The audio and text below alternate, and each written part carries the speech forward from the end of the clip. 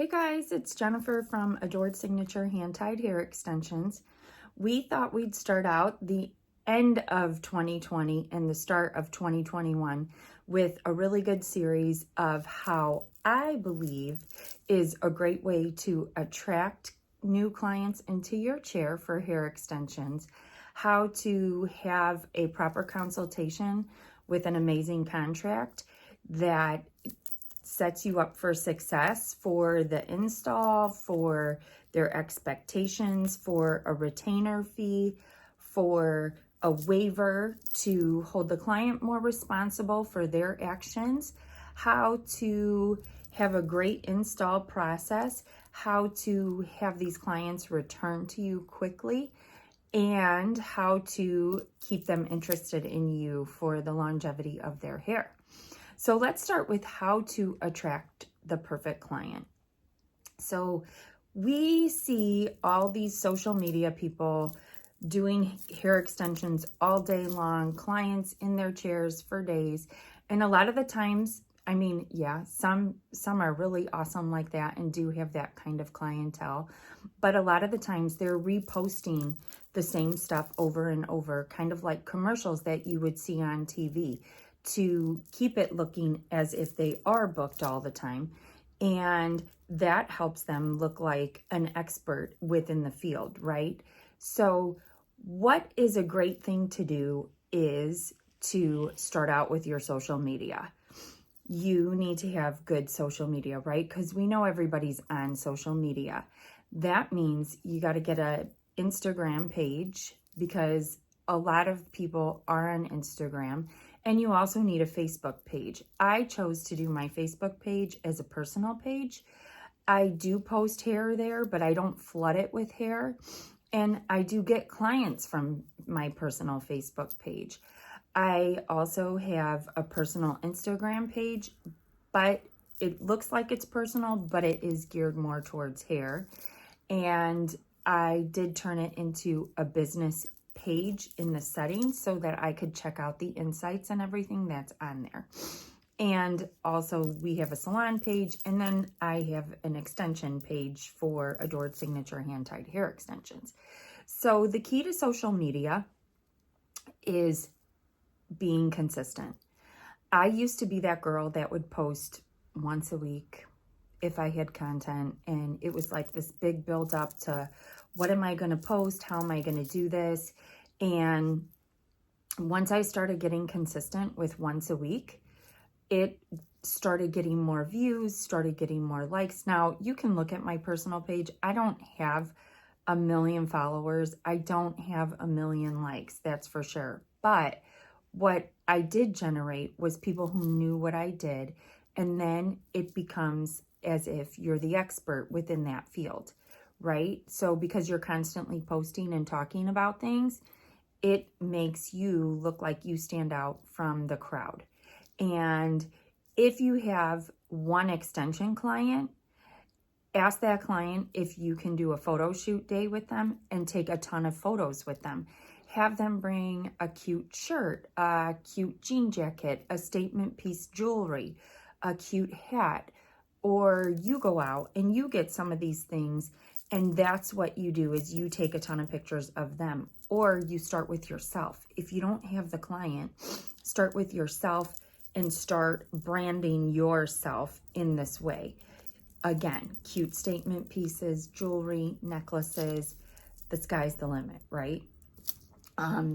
You also need to practice your craft a lot, right? In order to get clients, you got to be really, really good at what you do. So practice what you do.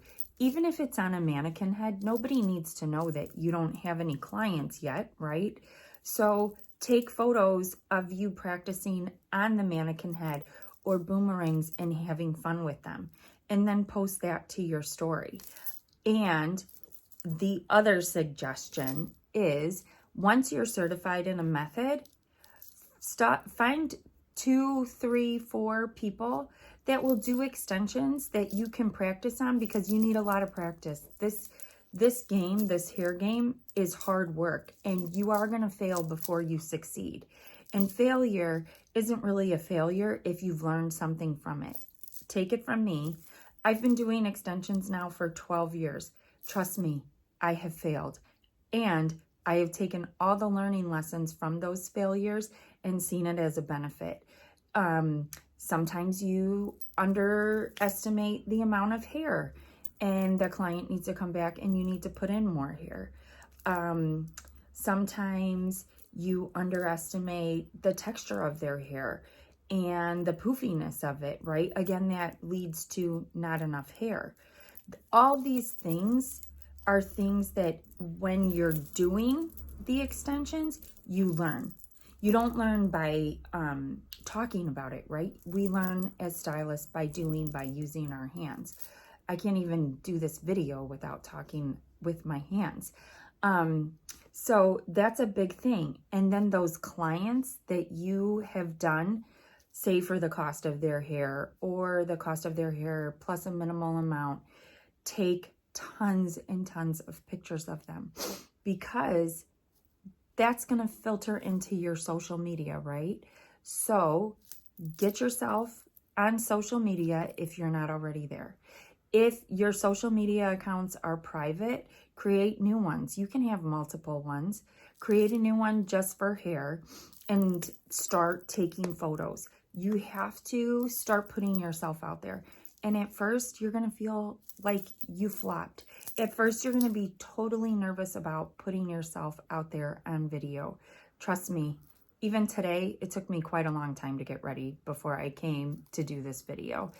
And you do hype it up more than it needs to be hyped up. And when you post, sometimes even if you post your flop video, I mean, I have posted videos of myself with my hair brushed out, huge and to the max, and no curl, and they get the most likes because people want to see the real you. They want to get to know you before they sit in your chair for a couple hours and do extensions with you. They want to get to know you before they invest in you, the brand that you're putting out there to put the extensions in their hair, right? So that's what social media is about, guys. It's about them getting to know you. It's not about the perfect feed. It's not about everything looking crispy and clean. One time, one of my friends messaged me from high school for hair extensions, and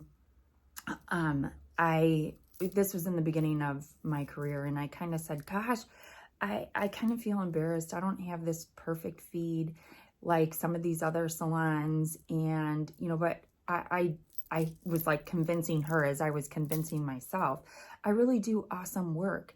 And she's like, Jennifer, I can see that you do awesome work. And honestly, I like that your feed isn't so perfect because it makes you look real. She's like, and it makes me feel like you're that kind of person that I would love to come and sit in your chair and get my hair extensions done by you. So, shocking as that may sound, don't focus on perfection, focus on consistency with your feed. With hair extensions, practice, practice, practice to get yourself to perfection. Learn from your mistakes because your mistakes are your biggest lessons in life. And just start putting yourself out there. It's the best way for you to get clients. Find those few clients that will come in and be your first newbies in your chair, and then take photos of them like crazy. And again, what I said like about the feed not being so perfect, all you need is your phone. You can find editing apps. You can blur out the background. Taking pictures in portrait mode is the best on a phone because then it just focuses on your client. But if you don't have portrait mode on your phone, there are apps like Airbrush with tools that can create the portrait mode on an already taken photo. I use it within my website. I use it on Instagram.